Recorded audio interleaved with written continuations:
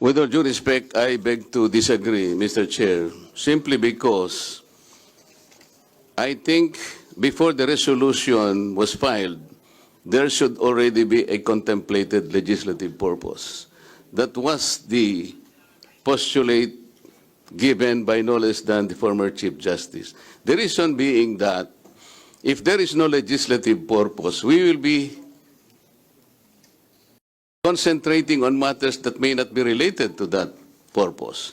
As a matter of fact, one of the other limitations set out in this case is the pertinency of the question asked. This is related to the first. Why? If we have no existing legislative purpose, the questions that may be asked. Let me speak. Congressman Marcoleta, please wait to be recognized by the chairman. Is vested in this committee. And that's the reason why, sayang, wala na si Congressman Marcoleta. May tatanong sana ako sa kanya. But since wala na po siya, I will not be asking those questions anymore. The question that was raised by Congressman Marcoleta was also the issue that he raised on separate committee and hearings, no? Pero at the end of the day, yun ang lagi nating sinasabi, kung walang basis, o titigil tayo.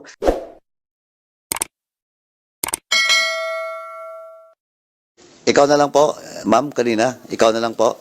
Konsehal ang magsasalita for on behalf of the council. Okay. Now, before I recognize Congressman Dante Marcoleta, let me acknowledge the presence of the Chairman, Committee on Public Order and Safety of this 19th Congress, Chairman Dan Fernandez, the next governor po of Laguna. Naka-region nyo rin po, Region 4A. Thank you for coming, boss. Though you're late again. Please, please proceed, Congressman Dante, please. Thank you, Mr. Chair. Even if that I am fully aware that I am no longer a member of this committee, I feel I have to contribute something for the benefit of everybody. I saw the title of this resolution, Mr. Chair. It is an inquiry in aid of legislation. And I think this committee is perfectly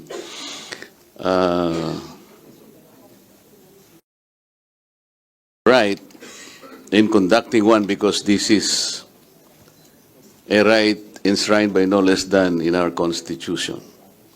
But I was reviewing the case of Neri versus Senate, Mr. Chair, GR number 180-643, March 25, 2008, where the former Chief Justice of the Supreme Court, Reynato Puno,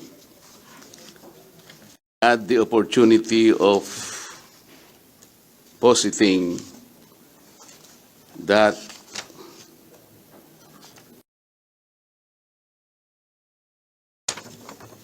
there are two requirements for the valid exercise of the legislative power of inquiry. First, the existence of a legislative purpose. I think this is very important, Mr. Chair, because, well, this is a position taken by the former Chief Justice, and I believe there is no contrary opinion presented by any other legal luminary. So I believe that this still stands. May I first inquire whether there is the existence of a legislative purpose in conducting today's hearing purposely to process the existing resolution as presented today by the committee. Anybody from the members who want to answer the query? Congressman, Congresswoman, Vice Chair, Luis Ro. With all due respect to the Honorable Marcoleta, but it is the humble submission of this representation that the issue being raised is a matter which falls under the jurisdiction and concern of the Committee on Rules, which apparently referred this inquiry in aid of legislation to this humble committee. So, with all due respect, Honorable Marcoleta, I believe that the discussion of this concern is already moot and academic in as far as the Committee on Public Account is concerned. With all due respect, I beg to disagree, Mr. Chair, simply because I think before the resolution was filed, there should already be a contemplated legislative purpose. That was the postulate given by no less than the former Chief Justice. The reason being that if there is no legislative purpose, we will be concentrating on matters that may not be related to that purpose. As a matter of fact, one of the other limitations set out in this case is the pertinency of the question asked. This is related to the first. Why? If we have no existing legislative purpose, the questions that may be asked could be anything. It would be a wayward questioning until probably somehow one may think of something that could be a subject of legislation. That is not the case. I think this particular pronouncement of the former Chief Justice is designed to guide us. I think that should be the golden standard. There should be a legislative purpose because if we do not have, we would not be able to at least formulate the kind of questions that we would like to ask. Like what? Maybe we will, as a matter of fact, again, with all due respect, the exercise of the inquiry of legislative purpose is rooted in Article 6, Section 21 of the Philippine Constitution. But there is another one. There is another function which is related to that. This is the oversight function, which is in Section 22 of the same article. Iba po yung oversight, iba po yung inquiry in aid of legislation. I think that is the distinction here. We should be guided by that. So kung wala pong contemplated legislative purpose, baka kung saan-saan po tayo. Ang gusto po natin, diretso. We should be focused, Mr. Chair. This is the kind of hearing that we would like to do in the first place. Thank you. Wala pong problema, Mr. Chair, dun sa ni-repair ito. That is the process. Walang debate doon. But I believe it presupposes already a legislative po, parang may nakabalangkas na. Halimbawa po ako, if you will read the Neri, yung pong treatise ni Mr. Chief Justice, sinabi pa niya yung mga landmark cases na napakarami po, including Arnold versus Nazareno. Kasi po, ang sabi niya, kailangan pong meron tayong contemplated legislative purpose. Ang mangyayari po noon, halimbawa sabi niya, meron kang duda, baka sakaling a provision of that legislative purpose might impact on certain sectors which are not yet clear to you. So, ang sabi niya, you should ask people by way of an inquiry. Kaya po tatawagin natin ang mga taong ito, katulad ng ginagawa natin ngayon, to help us complete and satisfy all the provisions of a contemplative legislative purpose. So kung wala po yun, Mr. Chair, baka po humaba lang, sayang po yung panahon. Ang pagtatanong, iba-ibang ganun, like po nang nangyari sa maraming pagkakataon, Mr. Chair. Pabalik-balik hanggang sa... Yun lamang po ang aking worry, Mr. Chair. Wala pong ibang intention kung di makatulong tayo, focus, at para... madali po natin kung may gagawin tayong legislative mga panukalang batas, kailangan nandito na po, wag natin pong ilagay yung kalesa na nauuna po sa kabayo, Mr. Chair. Salamat po. Thank you for that manifestation, Congressman Marcoleta. And you want to, please, Vice Chair. Thank you, Mr. Chair. I agree with Congressman Marcoleta that that is the intent of that decision. But Mr. Chair, as correctly stated by Congresswoman Luistro, that should have been taken up with the Committee on Rules.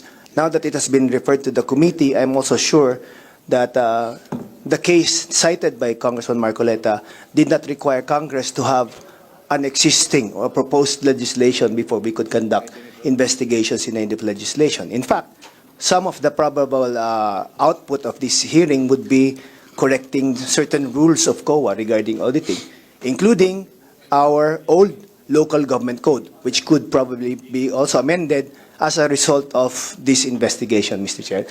What he was saying was right, Mr. Chair, in a sense that the investigation must lead somewhere, and that somewhere must be in a form of legislation.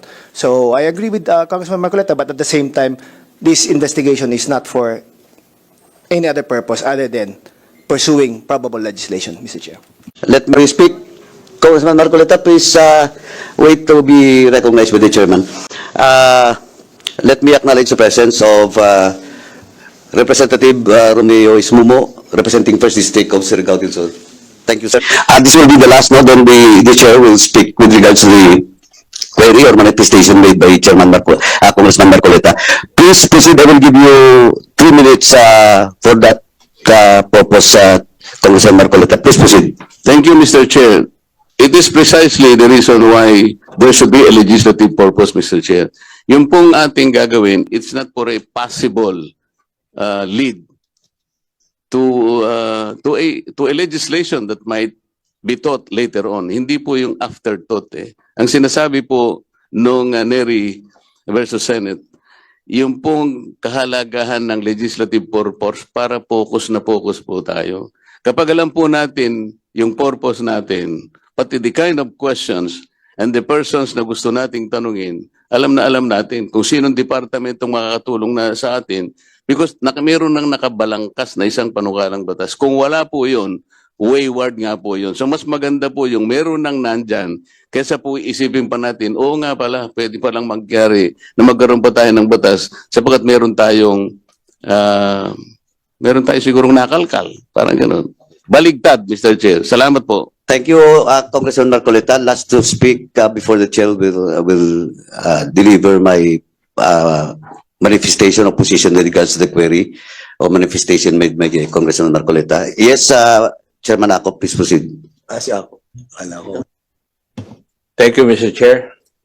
I do not want to debate with the erudite Honorable Marcoleta, soon to be Senator. But there's a Supreme Court decision also entitled Romero versus Estrada, decided in 2009, which states or which clarified that a legislative investigation in aid of legislation is different from court proceedings. Inquiries in aid of legislation are utilized to enable the legislative body to gather information and thus legislate wisely and effectively, and to determine whether there is a need to improve existing laws or enact new or remedial legislation, even if the inquiry need not result in any potential legislation. Kasi if we really would want to come up with a law or to amend any law, there's a need for the legislative body in its inquiry to gather information and data to guide the legislators to come up with a law. I think that was the intent of Romero versus Estrada, decided in the year 2009, Mr. Chair. Maraming salamat po. Thank you, Chairman Ako. Well, in fact, it's not only with Romero and Estrada, it also was cited in the Chartered Bank Supreme Court ruling, no? Yung sinasabi nating question of investigation and aid of legislation. But this will be the last now so that we can proceed with the interpellation period. Chairman Dan Fernandez, Yes, thank you so I will much, give you three minutes. Please Thank you proceed. so much. The very intent and purpose why we have filed this resolution, Mr. Speaker, Mr. Chairman. Mr. Chairman, the very essence and the very heart, no, on filing this resolution was based on the legislative intent on amending Republic Act 3019, the Anti-Graft and Corrupt Practices, particularly Section 7, Section 8, and Section 9. The Section 8, Section 7 states that statement of assets and liabilities for every public officer within 30 days must be filed and approved by this act. Nung the last hearing, Mr. Chairman, we have asked for the SALN of those personalities or resource persons that we have invited. And under Section 8, meron din pong intent from this sponsor to amend Section 8 and Section 9, particularly the penalties for the violations. And the power of this committee, the oversight power that was given to us by this Congress, is to monitor and to conduct hearings and investigations and reports, and at the same time, the power to subpoena witnesses and the documents. Our authority to monitor and review those accountable people is vested in this committee. And that's the reason why, sayang, wala na si Congressman Marcoleta. May tatanong sana ako sa kanya. But since wala na po siya, I will not be asking those questions anymore. So, Mr. Chairman, that's the very intent and purpose of filing that resolution. We are not filing that because wala po tayong purpose doon sa pagbabago ng batas na ginawa po ng Kongreso ito. We want to change the laws that we approve in order to ano, para ano po tayo. Kasi evolution po tayo, nag-evolve tayo eh. And we need to change our laws. Yun lang po. Thank you, Chairman Dan. Just to make it clear that the resolution that was filed by the members of this House, well, in fact, emanates from the complaint and the case that was filed in the Ombudsman. That's number one po. Now, second, it was clearly stated by Congresswoman Luis Ro, at the same time, Chairman Acop, with regards, and Vice Chair Flores, with regards to the possible legislative action that will be undertaken by this committee. Well, in fact, ako Mayor, Vice Mayor, and the whole resource person nandito, though this resolution was referred to, no, the committee on rules sa committee po, diligently we do our work to check, to check if indeed there is a basis for this investigation. And we, for the past several years, na ako pong chairman ng Committee on Public Accounts,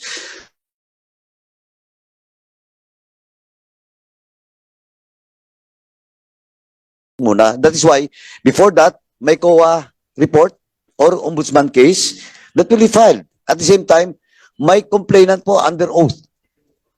Lahat po. Well, in fact, siguro monitor nyo rin, no? At saka I will spare no one. May pending po, may pang second hearing, third hearing na ako sa province ko mismo. Because I don't want to be accused that ako, we're conducting in this committee investigation in other regions and provinces sa mga LGU, while in my region or in my province, mayroon din po mga problema, di ba? So, I just want to clear it out na dito po, we will not start investigation or take cognizance unless otherwise we have basis for the investigation. And legally, technically, it is referred to by the committee on rules, doon po sa plenary and approved by the plenary. Yun po, yun yung process dito. Now, kaya po, of course, the question that was raised by Congressman Marcoleta was also the issue that he raised on separate committee and hearings, no? Pero at the end of the day, yun ang lagi nating sinasabi, kung walang basis, o titigil tayo. But of course, in the first hearing, Mayor, you were not present, Vice, you were not present, and the rest of the council. Mamaya po, we will discuss about it, no? Yung COA findings. No, may mga problema po. That's why, hinabol po natin na we'll have another second hearing today because we do believe that there is a basis for this investigation. And possible legislative actions, no? Dito po lumalabas question of the property, no? Yung mga properties ng municipality. Not only and I do believe that it happens not only in Mataas na Kahoy. It is so happening siguro sa iba pang mga municipalities. Second is yung COA Resolution 2014, no? Na hindi na kayo pwede mag-create ng food audit, blah, blah, blah, etc. But pinalabas nito. That's why it needs a deeper study, no? Yung reason nyo. Well, in fact, it was discussed last hearing pa. But again, once again, we'll discuss it, no? Kasi tingin ko kailangan nating pagkaisahan dito and we'll recommend with regards to this reso in the creation of a fraud audit team in this, especially during the election ban o election period. Kasi ito po yung reso nyo 2014. Now, anyway, it had been said by the members of this committee and unfortunately, lumabas na po si Congressman Marcoleta kasi hindi daw siya member dito sa committee, but he was a former senior member of this committee, but it was decided by the plenary that he will not be a more member. But of course, he can stay and speak and ask query. But of course, he has no right to move a certain motion or to vote. Yun lang pong wala sa kanya. Pwede siya magsalita, but umalis na po siya. Now, with